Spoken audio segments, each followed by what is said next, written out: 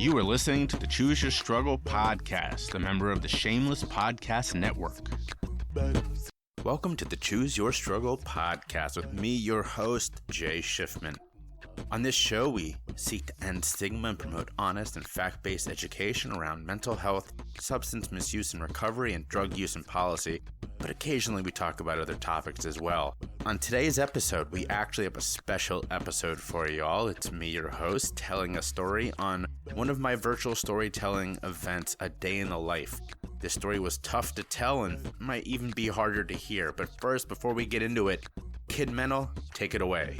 Things ain't always gonna go our way, but you can always win when you choose your struggle. And some battles are for yesterday, but today is for a new beginning. Choose your struggle, and don't worry about what they say, but you can always win when you choose your struggle. And you can bounce back just as Jay. Come on and listen to Choose Your Struggle. Choose your struggles. Choose your struggle. Choose your struggle. Hello and welcome to another episode of the Choose Your Struggle podcast. I missed y'all. I missed doing this. I missed hearing from you. I don't know if it was because y'all knew I was at the conference, but only one person reached out this week. Thank you. You know who you are. Who you are. You're still that person. But definitely keep it coming. And actually, good. That is a segue I did not mean to do, but I'm happy that I did it. There is a new service that I signed up for because of this conference called Pod Inbox. I know it's a little bit of a weird name, but what's so great about this service is that this is something that Anchor used to provide that a couple of you took advantage of that Transistor does not. And that is that you can record an audio message for me through this platform. It presents it in a way that if it's meant for me just to hear, great. If it's meant for me to then play it on the show, I can do that seamlessly. So the website to do this is in the show notes, but just to hear it in case you're interested in doing this, it's podinbox, podinbox.com/CYS, as with anything else, CYS, podinbox.com/CYS. So if you've ever thought, and by the way, again, you know who you are. Someone asked me recently if they wanted to leave feedback specifically meant for the show. I can't guarantee, obviously, that if you send something, it'll make it on. I can say chances are good. Or if you just don't want to have to email me, people always reach out and say, is your website really the best way to share feedback? Sometimes, if that's how you want to do it. If not, use this service and record something for me. I'll hear it, and if you are meaning it for other people to hear it too, I may play it on the show. So check that out. Again, that's podinbox.com/CYS. Now, let's address the elephant in the room. You heard a bit of a different intro this week. That is going to be permanent. I know it was a little clunky this week. I didn't get the timing exactly right.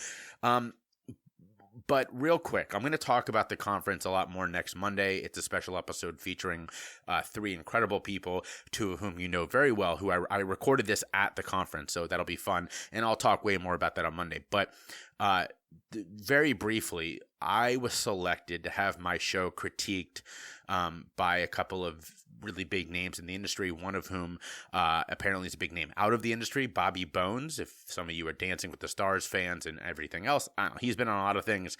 I didn't know who he was. All of my friends were psyched that I got to be critiqued by him. But they played the first 30 seconds of my show in front of like the entire conference, and the feedback was that the theme song is fire. That was literally one of the person's reviews. Like, this is the best theme song I've ever heard on a podcast. So Kid Mental, shout out to Kid Mental. And I agree, by the way. I listen to a lot of shows. I don't hear many as good as this.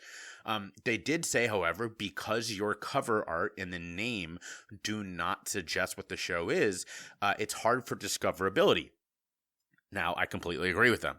I never really thought of that. I have no plans to change the name of the cover art. I love both of them dearly.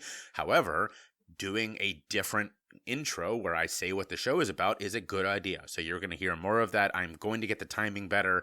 But otherwise, that's a new thing where instead of just saying what this episode, who it is, saying what the show is about will be a permanent part of the intro going forward.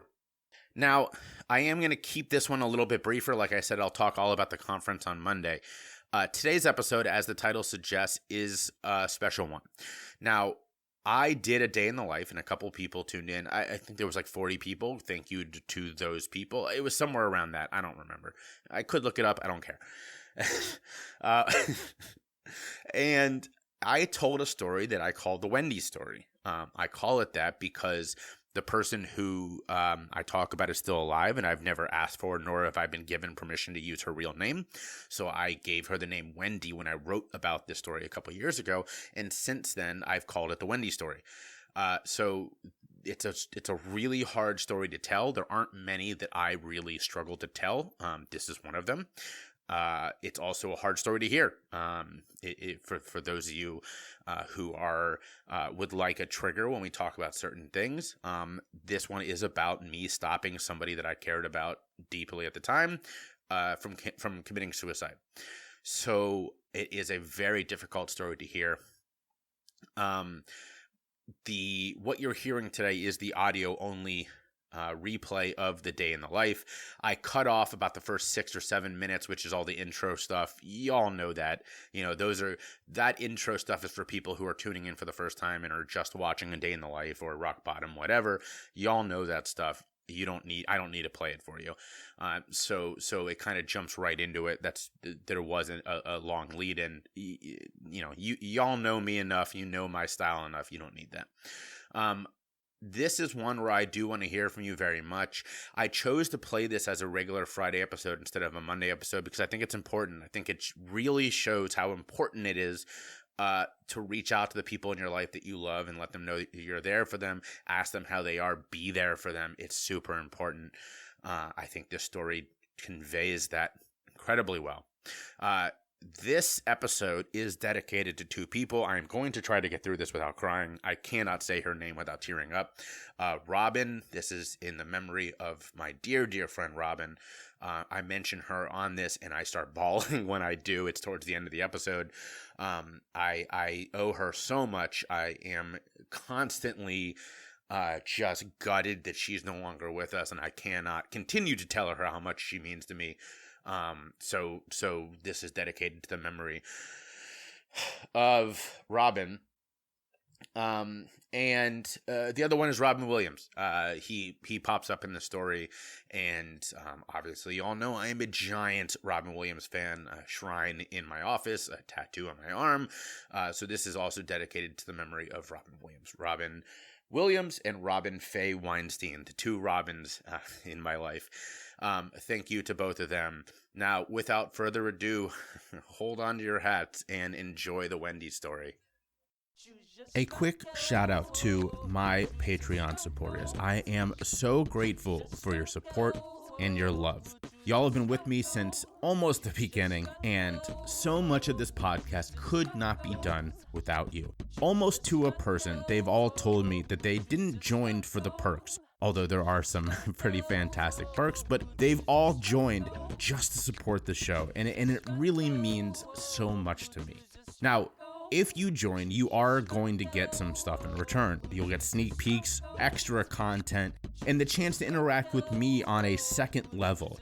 It's really a great way to show support if you love this show. So go ahead and check it out today. Go to patreon.com/chooseyourstruggle. The lowest tier is only $3.40 a month. And there's multiple tiers after that. There's something for everybody. So I truly mean this. Thank you to all of my Patreon supporters. And if you've been waiting to sign up, well, now's a great time. So head on over to Patreon and show a little bit of love. Choose your struggle. Thanks for sharing the podcast with your friends. If you're listening on Apple, please rate and review or check out the review link in the show notes. And don't forget to subscribe wherever you get your podcasts. I was pretty sure of what story I was going to tell. And I'm making dinner for my wife and I about, literally an hour and a half ago. And it hits me that the story I was going to tell was my rock bottom story. Now, I wasn't intentionally telling my rock bottom story. That wasn't the goal. But there's a funny part of it, and that was going to be the story I told. And so then I was like, okay, I can't tell that because at some point, I'm going to want to tell my rock bottom story. Like, that's the other big event I do. I'm going to want to participate. So I went, okay, what am I going to do? And my brain's flashing through all the different stories. By the way, shout out to New Riff. Good whiskey. So my brain's flashing through all the stories. And I decided, okay, what if I told what I'm going to call the Wendy story? And of course, then my inner monologue went, oh, you can't tell the Wendy story. And I said, why? And I actually, this was not literally me talking to myself, but it was me kind of digging through this processing. And the response that I got from myself was because it's too real. And then I thought, this is my fucking platform. I can tell whatever the fuck I want. So I'm going to tell the Wendy story. I've never told this story. This is going to be a new one. So again, sort of the open mic-ness of this event. I wasn't sure I was going to tell it. I was still debating until I got to this. The lights came on, and I hadn't thought of a different one. So that was my brain going, tell the fucking Wendy story. So there's only a couple people who really know this story. Multiple therapists. And ML Lanzolata, if you watched the last Rock Bottom Storytellers, he was incredible. And he and I were working on a project together, and I told him the story for that project. He would be shocked that I'm telling the Wendy story. So the Wendy story actually starts, it takes place at Austen Riggs. And for those who know my story, you know that a part of that was spending 3 months in a lockdown unit, in a long-term care facility, what we would have called a mental institution 50 years ago. And that long-term care facility was in the Berkshires. It was in Stockbridge, Massachusetts, and it was called Austen Riggs. Austen Riggs was just a terrible place. I've described it multiple times as like, when you walk in, like you can feel the death. This place has been around for over 100 years or something like that.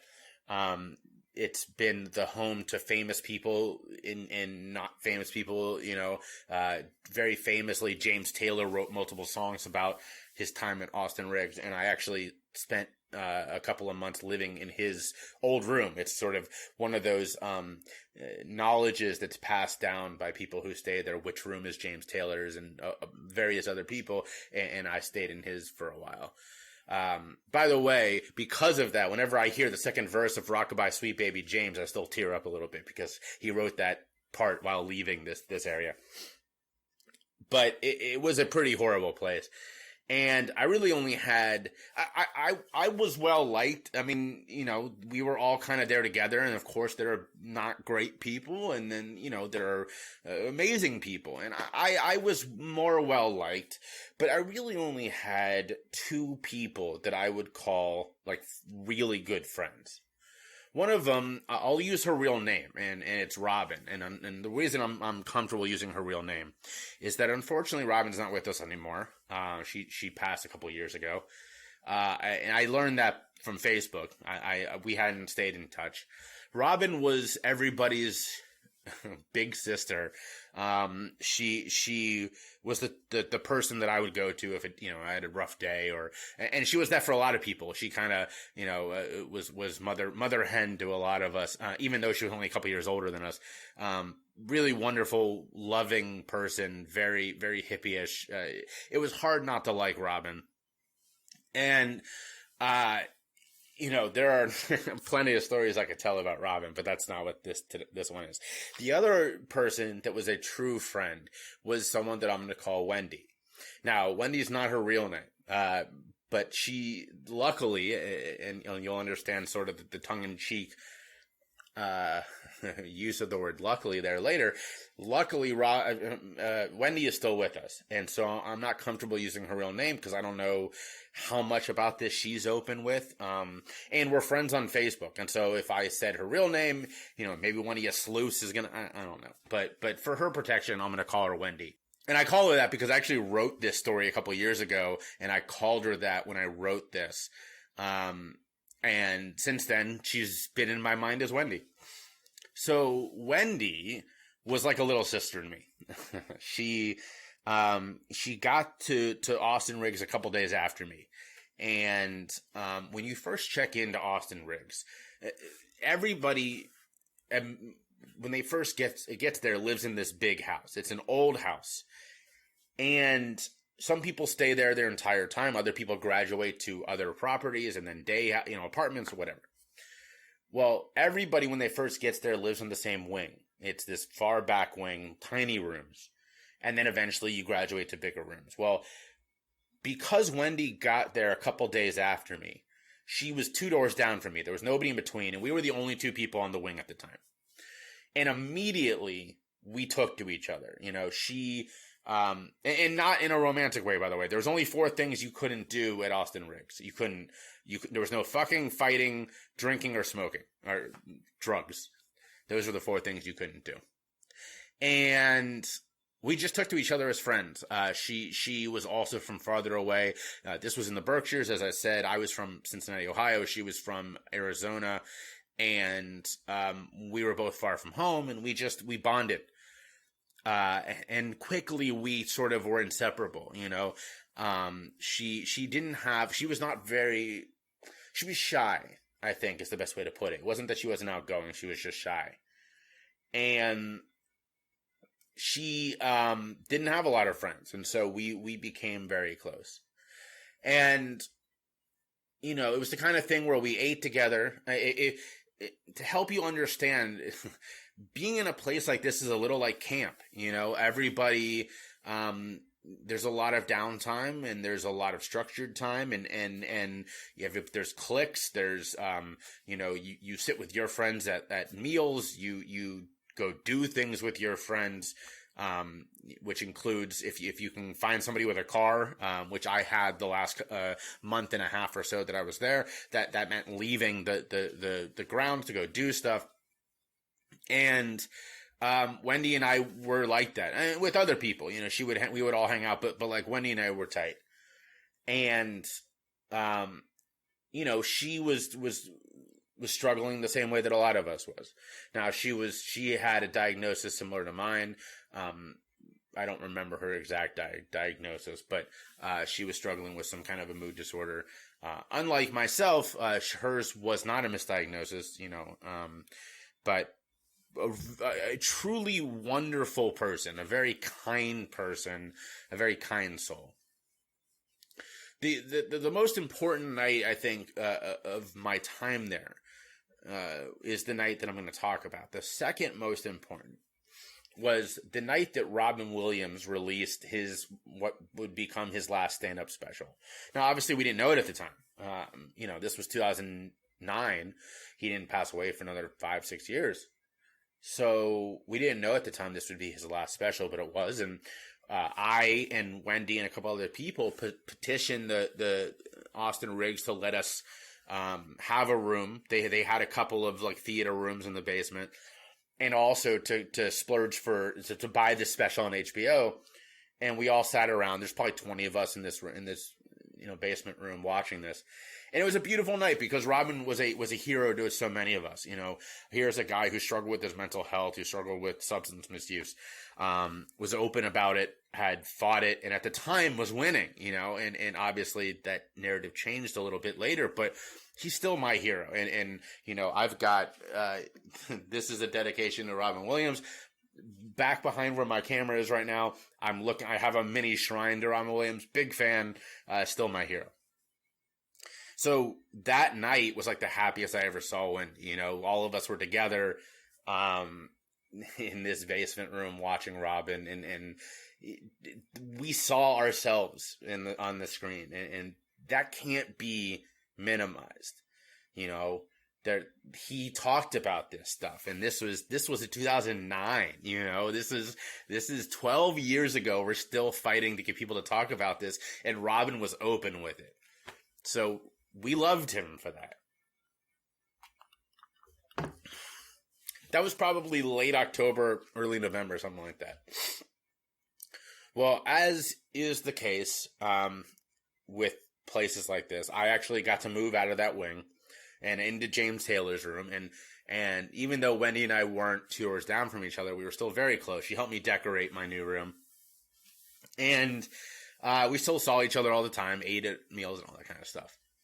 Well, the holiday season comes. It's probably, you know, I'm going to guess like the 18th, 19th, somewhere around there of December of 2009.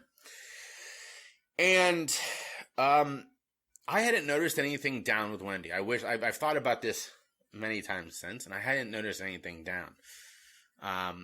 But we went shopping together. Like I said, I had a car by this point, and we went a town over to Target, Walmart, something like that. I don't remember where it was.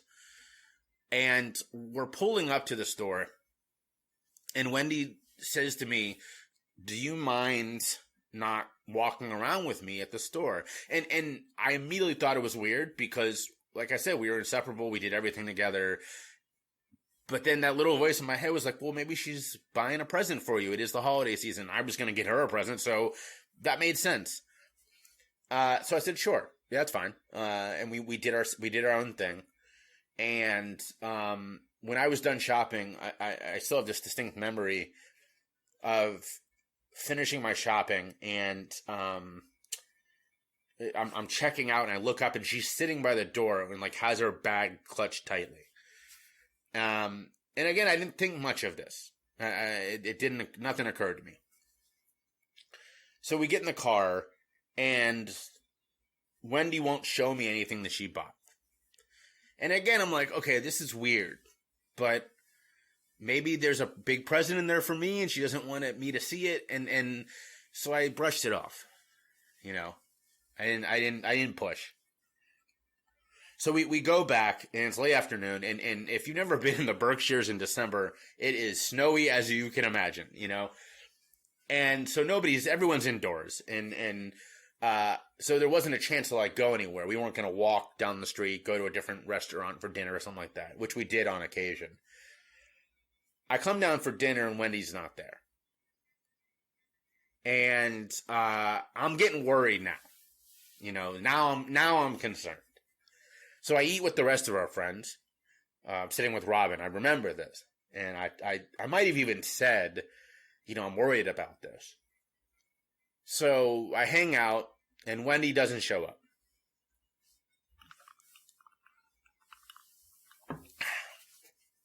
So after dinner, I'm waiting, she doesn't show up.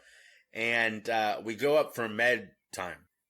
As you can imagine, med time is mandatory. There is no skipping med time. Now, I learned that night, if you do, nothing happens. Because Wendy skipped it. And I was sitting. So meds were in this sort of, it's a hallway, but it was sort of a little landing area with some couches. And I just sat there and waited. And she didn't come. So after meds, it's probably by this point 9:30, 10. I walked down the hall to my old hallway where Wendy still was the only person on this hall. And I knocked on her door, and very meekly from inside, she's like, "Who is it?" And I was like, "Hey, it's Jay." And she's like, she told me to go away. Now I know something is up. So I was like, I'm not going to do that. I'm not going anywhere. So I sit down, and I sit with my back against the door frame. And I just talked to her, you know. I don't remember anything that I said that night. I don't remember anything at all. A couple years ago, when I was telling this and other things about this period to a therapist, she diagnosed me with PTSD and said I had repressed memories. look, she's a professional if she says so. But I don't think so. I think when you're on as much, when you're on as many drugs as I was on at the time, it's normal to forget some things. Not to say that there aren't parts of this that I have intentionally been like, and gone, you know. But I don't remember anything from that night. Anything specific. I do remember after about an hour, I tried her doorknob and it was unlocked. It had been locked before. So I go inside and she's kind of huddled in a ball on the bed, and I sit down in a chair, just keep talking. She didn't respond much, but I'm just talking, you know. And an hour later, maybe, I get up and I sit down in the bed next to her and keep talking, and eventually I put my arm around her, and finally I said to her, like, look, Wendy, you know I'm not going to let you do this, right? And, you know, I guess at that point, she had come to terms with the fact that she wasn't going to kill herself that night. So she said, I know. And, you know, we talked for a while, and we both, by this point, we're both, a lot of tears are being shed. And, probably another half an hour. We're going on hour 3 at this point, where I finally was like, will you let me take you down to the nurse's station? And she fought it for a little bit, but eventually, you know, like I said, she had come to terms with the fact that it you know, she wasn't going to kill herself. So it wasn't going to happen that night. I wasn't going to let it. So she said, okay. So I physically held her by the wrist like a child and walked her to the nurse's station, because I was not going to let go of her. You know, it was very much this physical, I am literally physically saving your life tonight, you know? So I walk her to the nurse's station, and luckily for Wendy, the nicest nurse, this older woman, very clearly an old hippie, you know, wore Birkenstocks, long, just, you had to know her, but long, you know, very much an old hippie, was on duty that night. And I told her, I was like, hey, Wendy has something she wants to tell you. And Wendy told her that, you know, what was going on.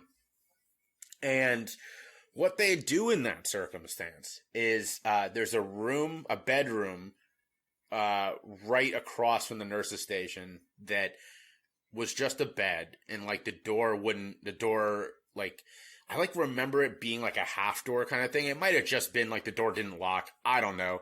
But Wendy had to go in there, and she called they had an agreement with the lockdown unit in the hospital a town over, and she called them, and the ambulance came and took Wendy away. So, 2 aftermaths of that story. The first is I went to go see Wendy a couple days later in the lockdown unit. Her parents were with her, and the joy that they had when they saw me was like startling. They were so thankful. Wendy had obviously told them what had happened. They were so thankful for what I had done, and it was sweet, but also I couldn't understand, and this is the other direction of this. I couldn't understand why they weren't as furious as I was. Because here I was at a place that was supposedly one of the finest mental institutions in the country. A place that people literally mortgage their house to send their loved ones. And I'm using that word correctly because somebody I was in there with told me that his family mortgaged their house to send him there. And yet, if it hadn't been for me, Wendy would be dead. And I was furious. Now, what made this even worse was that in the time I was there, multiple people had already died by suicide. I actually talked to somebody that I was there with about 2 years ago, and our recollections differ. She remembers there being 2 people during the time I was there. I remember 4.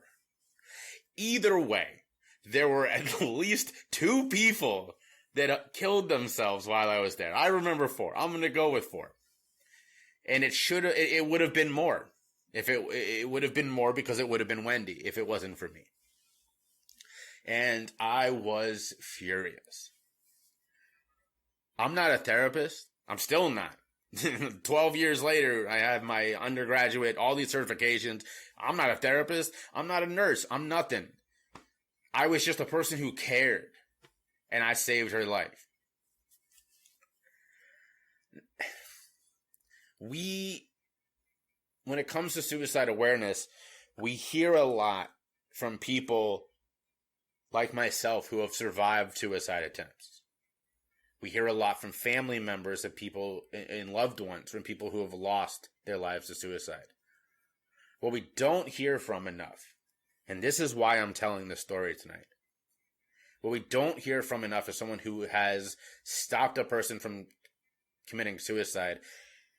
Because, again, as someone who has lost people, as someone who has lived through it themselves, this is the most painful one. There's no answer to this one. There's no answer. There's no comfort. There's no, well, at least they're not in pain anymore, which is what we say about people who take their own life. There's no redemption that my story has, right? I'm 12 years later.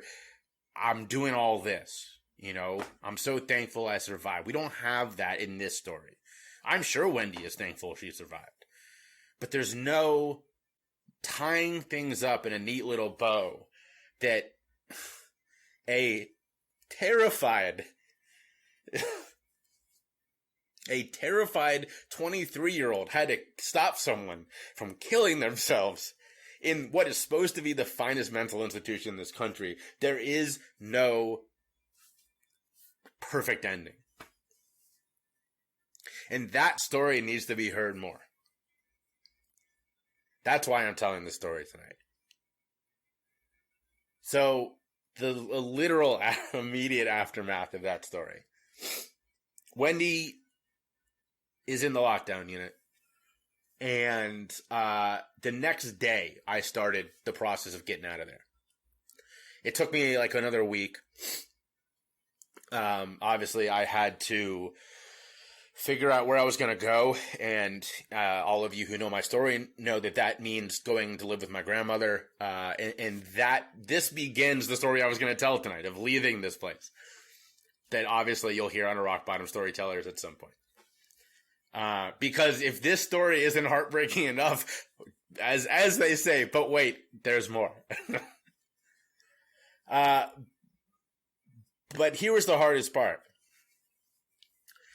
After this all happened, everybody, obviously the story gets out. Everyone is, very much like, Jay, it's amazing what you did.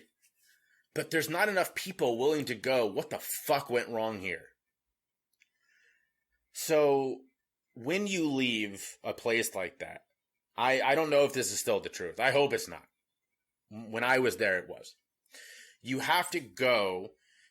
If you've ever seen the movie One Flew Over the Cuckoo's Nest, when everybody sits around in a circle and just tears somebody apart, that is literally what I went through, and that is a story for another day. Listen to me on the Courage to Change podcast with Ashley Lowe Blassingame. Listen to her on mine. We talk about how we both went through this and how absurd this is. But that happened to me, and the only time that I was the center of that attention was the day that I decided to leave. What happens is I was there against my will, but I wasn't court ordered, so I was allowed to check myself out. But the process for doing so is you had to go in front of this group, which is hundreds of people. We're talking every patient there, every therapist, every clinician, in a room. Beautiful day room, by the way. Beautiful room. All of them ganging up on you. And this is where I bring Robin back into the story, because I could not have done this without Robin. She was my rock that day. I told her what I was going to do.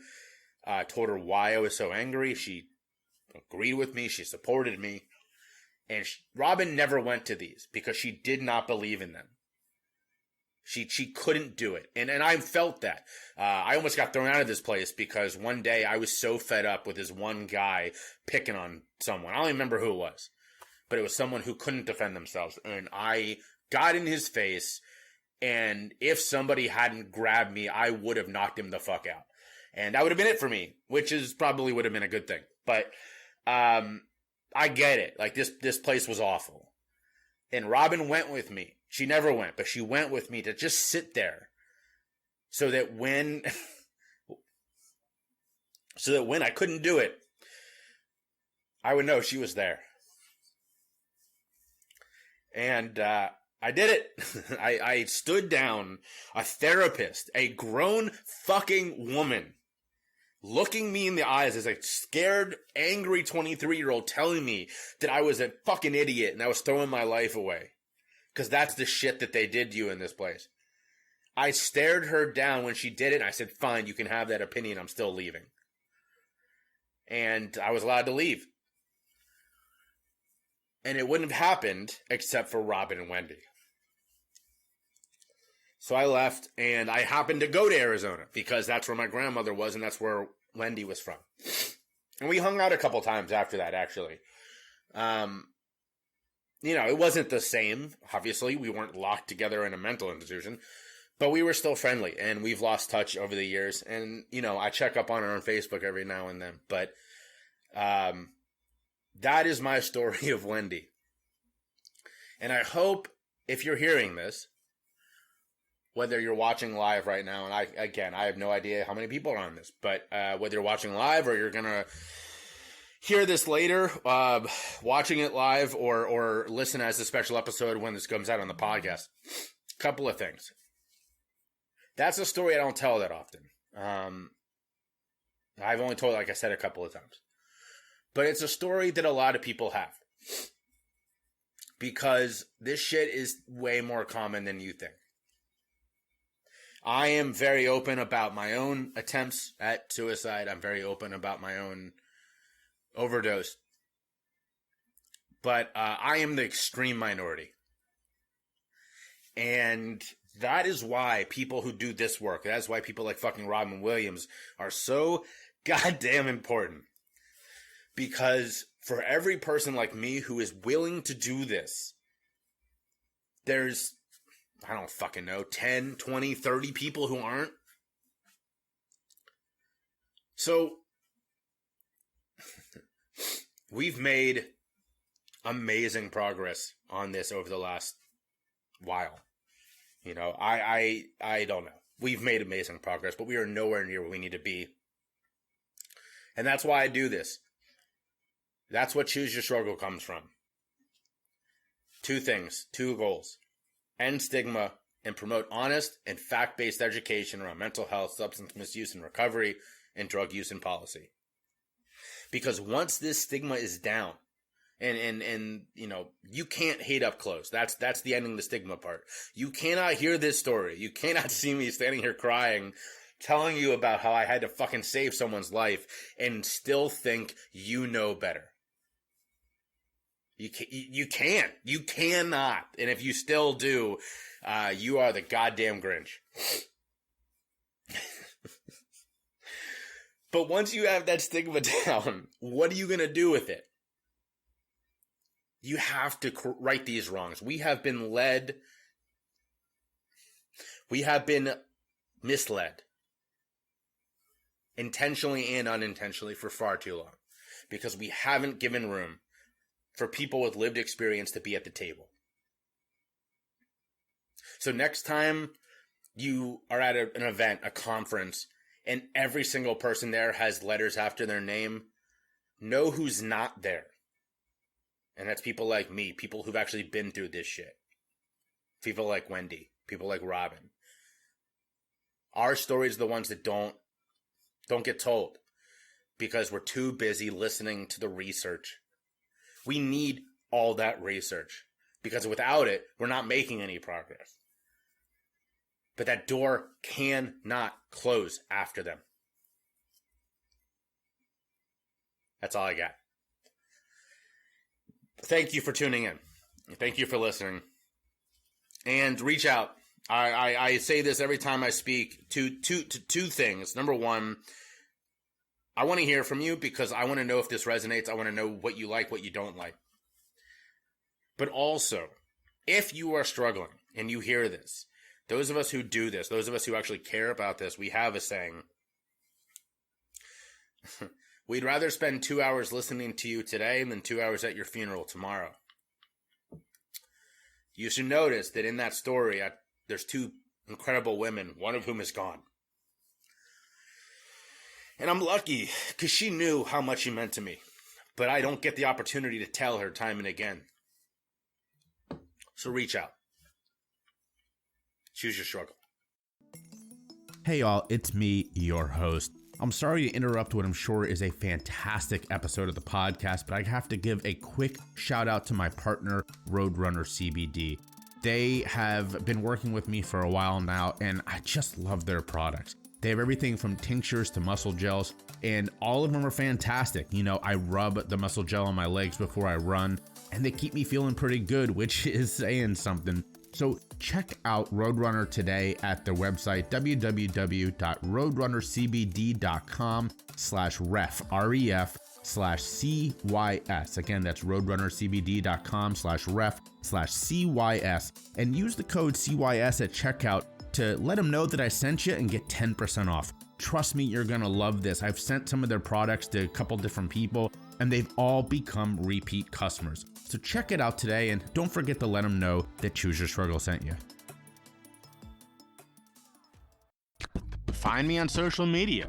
Check the link in the show notes or search for me, Jay Shifman, on YouTube and LinkedIn, and Choose Your Struggle on Facebook, Instagram, and Twitter.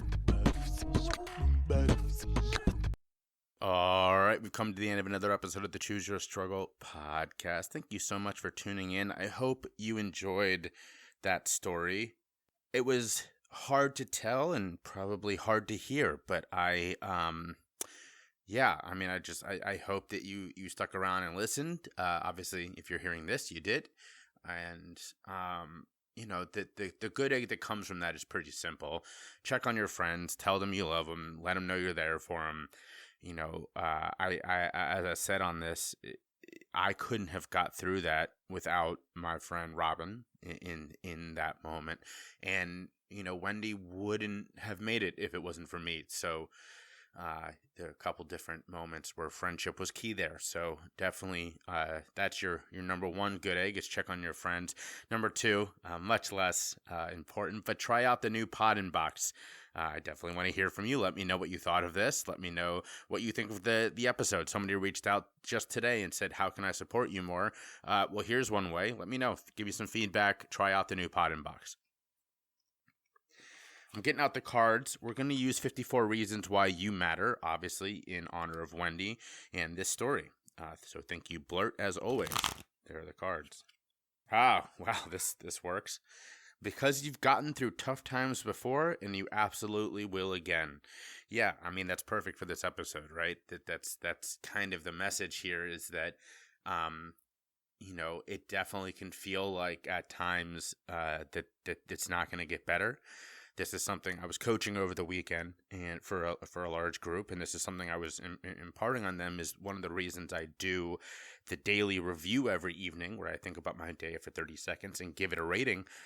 Not just for the moment of mindfulness, but so that when I'm stuck in a depressive moment, I can look back at this and say, it's been tough before, but clearly things are mostly good with some bad, and I can get through this too. So it's very important to keep that mindset. But above all else, as always, be vulnerable, show your empathy, spread your love, and choose your struggle. The Choose Your Struggle podcast has been so lucky to have numerous truly change-making authors on this show. From Adee Jaffe to Emily Dufton, we have been blessed by hearing them speak, and now it's time to grab their works. Now, you could go to Amazon if you wanted to shop online, but let's be honest, that's not the right choice. So I'm going to invite you to head over to my partner, Bookshop. If you go to bookshop.org/shop/CYS, again, that's bookshop.org/shop/CYS, you're going to find all of your favorite books and you're going to support the podcast in the process. But that's not even the best part. Bookshop has an incredible program that allows you to select your favorite mom and pop or neighborhood bookstore, and they will give them some of the proceeds from your order. Now, living here in Philly, that's been a really hard choice because we have fantastic bookstores all over, but I selected Harriet, which is a truly wonderful Black-owned bookstore in Northern Philly. I love it. My wife loves it. We go there as much as we can. Honestly, why would you go anywhere else? So again, go check out Bookshop at bookshop.org/shop/CYS. You're going to find the book you're looking for. You're going to support your neighborhood bookstore, and you're going to support the podcast in the process. So check it out today and go ahead and buy that book you've been waiting for.